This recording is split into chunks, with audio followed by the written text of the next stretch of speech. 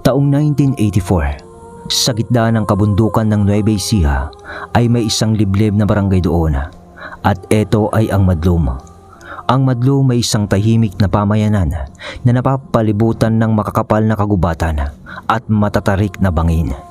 Subalit sa kabila ng katahimikang ito, kumalat ang mga bulong-bulungan noon ng misteryo at katatakutan. Ang sityo ay kilala sa mga kakaibang pangyayari, mga biglaang pagkawala ng tao, malalakas na sigaw sa gabi, at mga bangkay na natatagpuan na lamang sa gitna ng gubat. At waring niluray ang mga yun ng mga hindi pangkaraniwang nilalang. Si Mateo, isang magsasaka noon at padre de pamilya, kasama ang kanyang asawa na si Ligaya at ang dalawang anak nilang sina Andoy, ang panganay, at Maria, ang bunsong dalaga. Nabalot noon ng kaba ang kanyang puso noong hindi pa nakauwi si Andoy mula sa pagkuha ng panggatong sa kagubatan. Kaya naman nagmadaling tinahak ni Mateo ang landas patungo sa pusod noon ng kagubatan. Naririnig pa niya ang malalakas na tinig ng kalalakihan sa di kalayuan. Baka may masamang nangyari na, bulong niya sa kanyang sarili. Pinabilis niya noon ang bawat hakbang niya sa kanyang paglalakad, at tumigil lang siya nang maramdaman ang kakaibang amoy ng malansang dugo. Agad niyang sinundan ang pinagmumulan nito hanggang sa tumambad sa kanya ang pinakamalaking bangungot ng kanyang buhay. Parang bumaliktad ang langit at lupa noon, dahil ang bangkay ng kanyang anak na si Andoy ay nakita niya. Ang katawan ni Andoy ay duguan at puno ng malalalim na taga. Nawaring pinahirapan ito bago yun tuluyang pinaslang.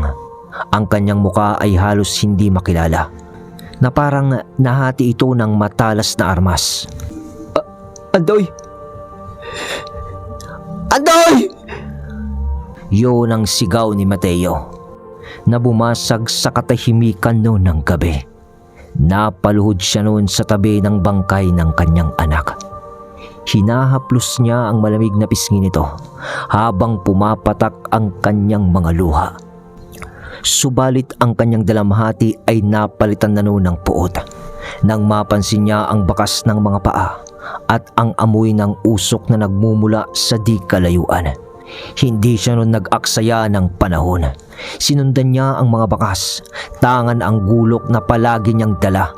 Sa kabila ng galit at sakit na kumukulo sa kanyang dugo, ay hinanap niya nga ang mga lalang na pumatay sa kanyang anak.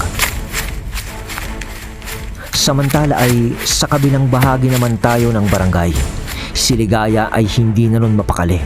Paikot-ikot siya sa loob ng kanilang bahay, na parang kung ano-ano na ang naiisip niya. At ang bunsong anak nilang si Maria, isang payat na dalaga, ay nakaupo lang sa isang sulok.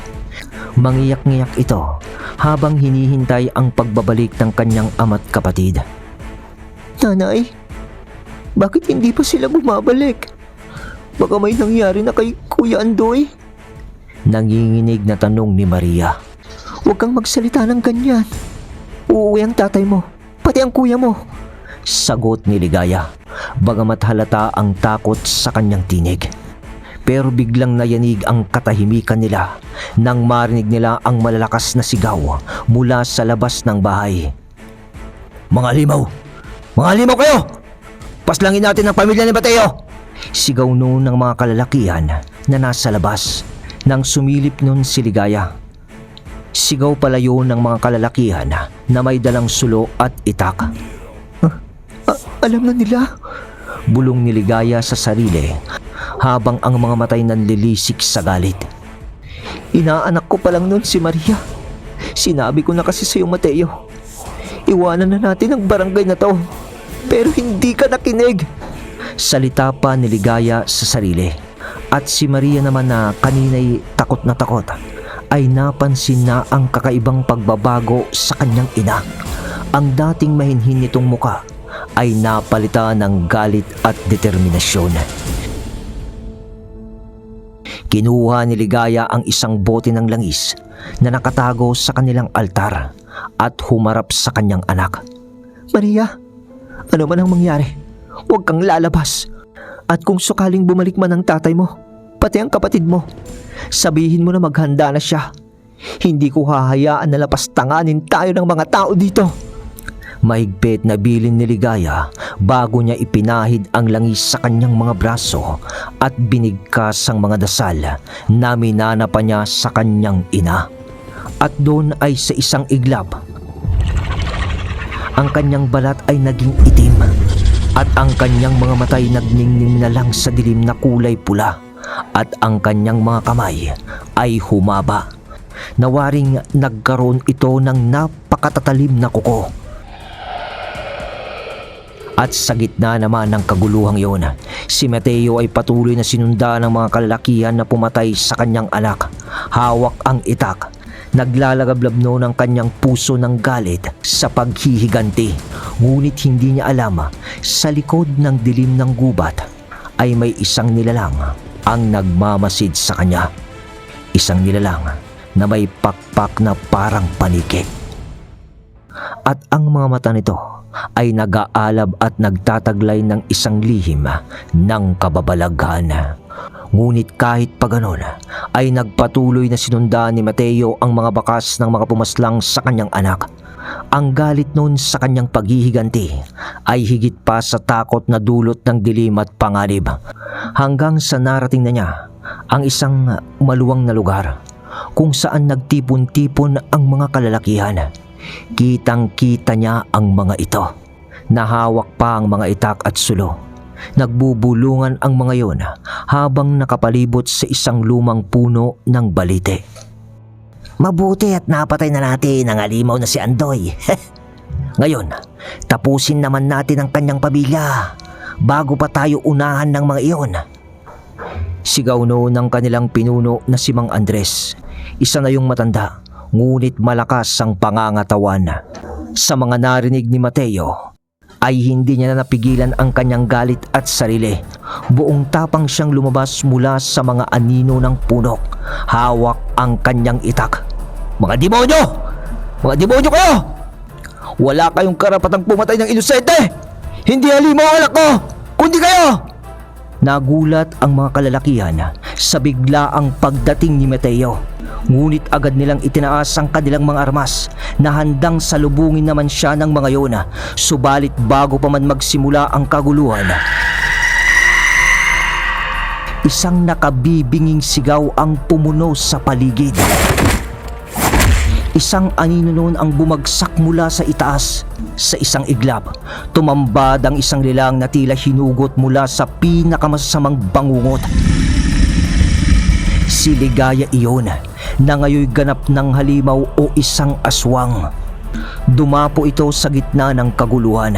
Ang kanyang mahabang kukunon ay kumikislap sa liwanag ng mga sulo ng mga kalalakihan at ang kanyang mga mata ay nagliliyab sa galit.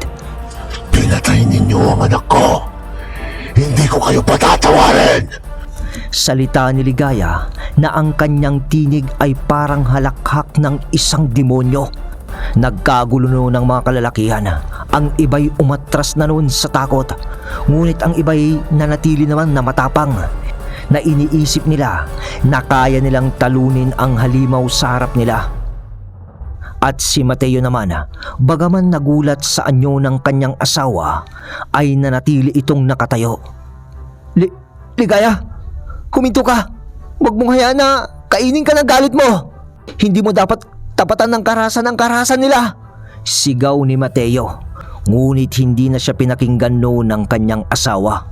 Kaya't nagsimula noon ng labanan. Tumakbo si Ligaya patungo sa mga kalalakihan. Ang kanyang mga kuko'y naglalagasla sa hangin. At sa isang hampas lamang ng kanyang kamay ay siya nang nagpatumba sa dalawang lalaki na parang handa namang ialay ang kanilang buhay para sa kanilang paniniwala.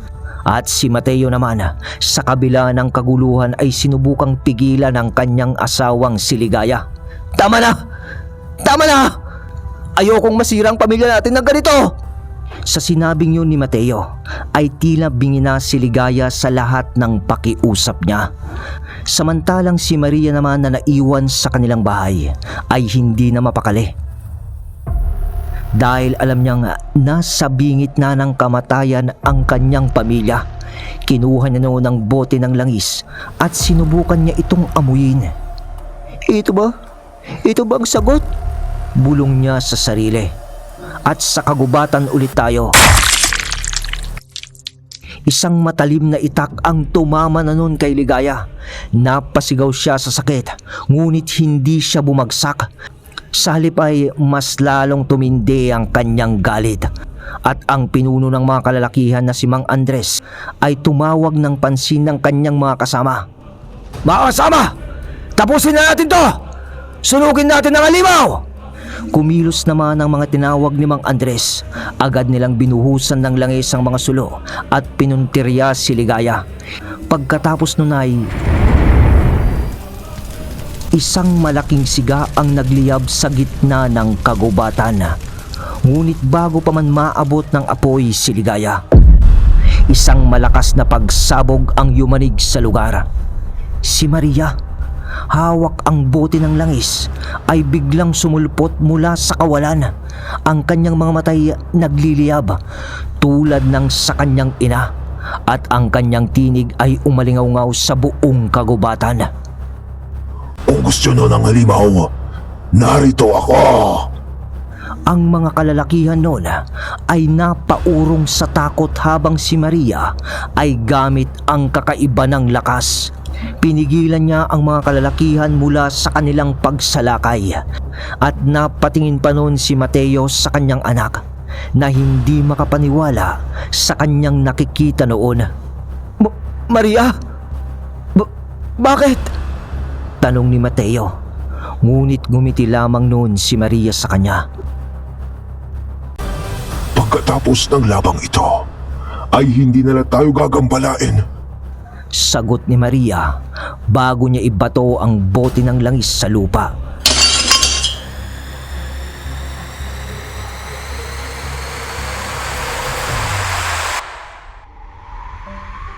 At sa isang iglap, naglaho ang lahat ng liwanag at naiwan si Mateo sa gitna ng kadiliman.